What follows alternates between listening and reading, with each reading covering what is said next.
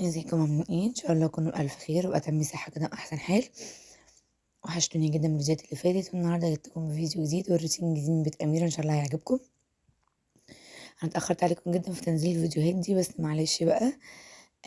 هنا كنت بفرش بقى الليفينج او غرفة المعيشة، فقلت انزل لكم الفيديو ده. هو النهارده تاني يوم العيد فعقبال بقى ما اتمنتج وكده، فقلت انزله لكم. انا اول حاجة هنا كنت علقت الاول الستاير، وكنا ساعتها بقى هنا كان يوم الوقفة، كان قبل الوقفة بيوم.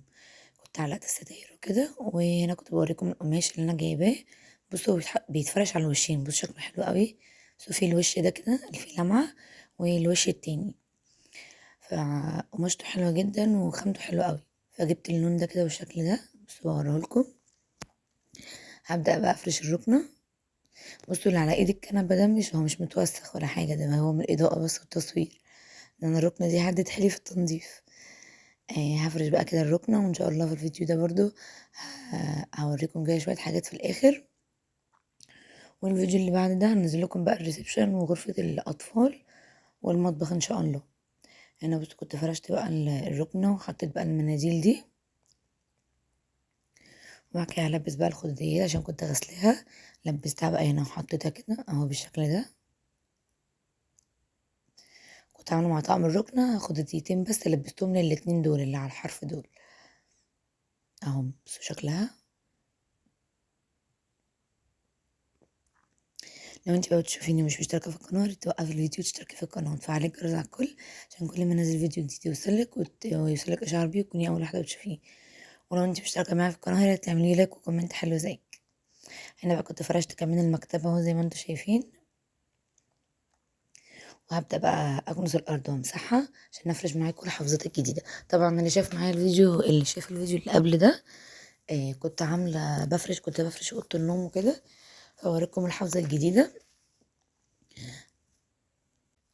وزي ما انا قلت لكم ان انا كنت جايبه حفظات للشقه كلها يعني. فشوفوا بقى الحفظه بتاعت الاوضه دي بجد كانت تحفه، الوانها حلوه ولايقه جدا مع الاوضه، هتعجبكم قوي. وكمان هوريكم بتوع الريسبشن بس في الفيديو الجاي ان شاء الله. هبدا كده امسح الارض بقى زي ما انتم شايفين كده، وبعدين هفرش بقى ايه الحفظه. انا بس كنت حاساها صغيره شويه على الاوضه، مش عارفه ليه. مع ان انا جايباها 2 في 3 يعني الاوضه دي بتاخد سجاده مثلا 2 في 3. بس مش عارفة، كنت حاساها مش 2 في 3، كنت حاساها صغيرة شوية، مش عارفة يعني. بس قلت مش مشكلة. بصوا بقى شكلها تحفة والوانها حلوة قوي قوي بجد. بصوا بالله عليكم قولوا لي بقى ايه رأيكم فيها وفي الوانها. بس هي فيها فاتحة شوية. فانا بقى طول العيد زي ما انتوا فاهمين يعني، كنت فرش عليها كده ملاية عشان العيال بقى، وكحك بقى والبسكوت والشاي بلبن والحاجات دي.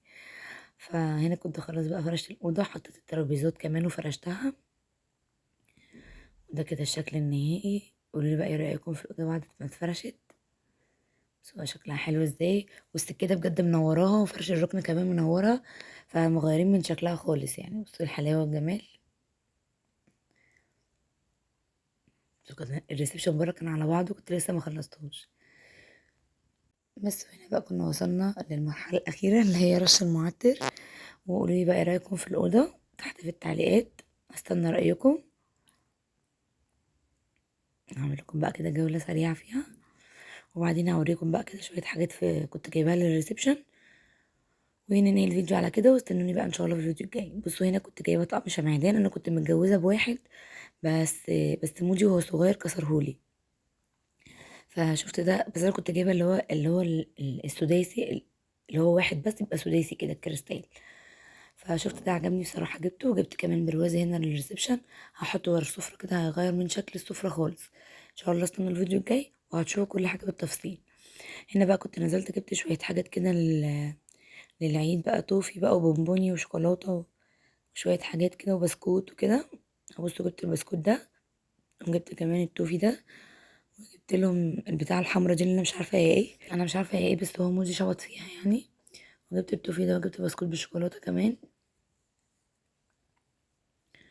وهي دي بقى كان باباهم جايبها لهم يعني من وهو جاي من السفر. بصوا دي شوكولاته بعجينه البندق، بس بجد طعمها حلو جدا، بجد حلو قوي.